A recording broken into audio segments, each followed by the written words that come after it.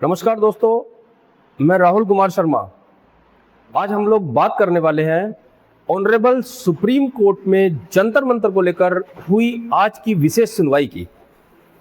पहली तारीख पर सुप्रीम कोर्ट ने कहा था कि राज्य सरकारें बड़े अपराधों को छोड़कर बाकी मामलों में प्रदर्शनकारियों को छोड़ सकती हैं।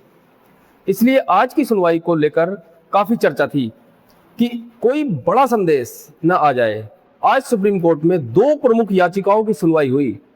पहली याचिका पुलिस की कार्रवाई के खिलाफ थी, जिसमें पुलिस पर एक्शन लेने और कथित बल प्रयोग की जांच की मांग की गई थी, तथा दूसरी याचिका इस बात पर थी कि क्या देश में विरोध प्रदर्शन के लिए कोई स्पष्ट दायरा या नियम होने चाहिए, क्योंकि कई बार प्रदर्शनकारियों के दौरान सड़कें जाम हो जाती हैं, सार्वजनिक संपत्ति को नुकसान पहुंचता है, आगजनी और तोड़फोड़ होती है तथा आम लोगों और अर्थव्यवस्था पर इसका गहरा असर पड़ता है।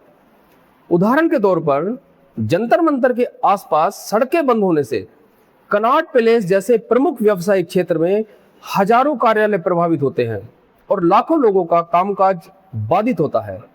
अदालत में यह सवाल उठा कि शांतिपूर्वक प्रदर्शन मौलिक अधिकार है, लेकिन उसकी सीमा क्या होनी चाहिए। सुनवाई के दौरान पैलेट गन, कथित नुकीले डंडों और अन्य बल प्रयोग को लेकर भी सवाल उठाए गए। अदालत में यह भी कहा गया कि इन आरोपों की जांच रिपोर्ट आने के बाद ही तय की जाएगी कि पुलिस की कार्रवाई उचित थी या नहीं।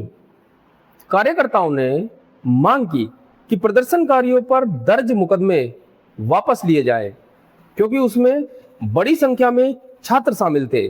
वहीं दूसरी ओर यह भी तर्क रखा गया कि हिंसा, सार्वजनिक संपत्ति को नुकसान और गंभीर अपराध करने वालों को सामान्य प्रदर्शित मानकर नहीं छोड़ा जा सकता। सुनवाई के दौरान पुराने फैसलों का भी उल्लेख हुआ, जिनमें शांतिपूर्ण प्रदर्शन को अधिकार माना गया था।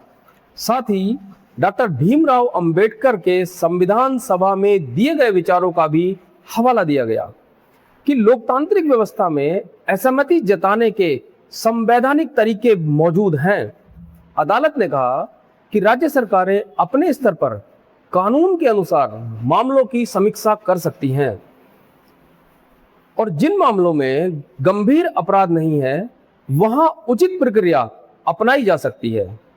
साथ ही अदालत ने निर्देश दिया कि प्रदर्शनकारियों की अलग अलग सूची तैयार की जाए, जिसमें छात्र और पहली बार शामिल लोगों को अलग तथा गंभीर आपराधिक रिकॉर्ड या हिंसा में शामिल लोगों को अलग रखा जाए। अदालत ने सभी पक्षों से सुझाव मांगे और कहा कि यह तय किया जाएगा कि प्रदर्शन कहां, कैसे, कितनी संख्या में और किन शर्तों के साथ किया जा सकता है।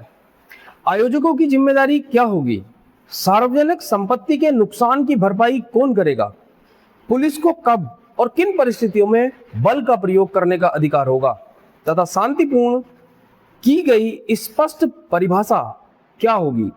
अदालत ने यह भी कहा कि पुराने फैसलों और दिशा निर्देशों की समीक्षा की जा सकती है, ताकि भविष्य में एक स्पष्ट व्यवस्था बनाई जा सके। साथ ही यह भी दोहराया गया कि किसी भी निष्कर्ष पर पहुंचने से पहले पुलिस की रिपोर्ट, तथ्यों और सभी संबंधित रिकॉर्ड का अध्ययन किया जाएगा। राज्य सरकारों को यह भी स्पष्ट किया गया कि कानून के तहत उचित प्रक्रिया अपनाकर ही मामले को वापस लिया जा सकता है और इसके लिए न्यायिक प्रक्रिया का पालन आवश्यक होगा। अदालत ने कहा कि प्रदर्शनकारियों की पहचान, उनके आपराधिक रिकॉर्ड, प्रत्येक मामले के तथ्यों की जांच के बाद ही आगे का निर्णय लिया जाएगा, ताकि निर्दोष लोगों के साथ अन्याय न हो और गंभीर अपराध करने वालों के खिलाफ कानून के अनुसार कार्रवाई सुनिश्चित की जा सके।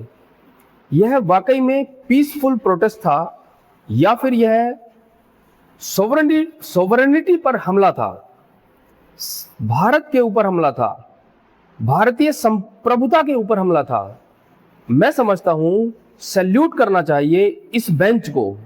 आपको क्या लगता है, कि क्या होना चाहिए, यह आप मुझे लिखकर बताएंगे तो अच्छा होगा। यदि आपको मेरा ये वीडियो पसंद आया हो तो वीडियो को लाइक करें, शेयर करें, मेरे चैनल को सब्सक्राइब करें।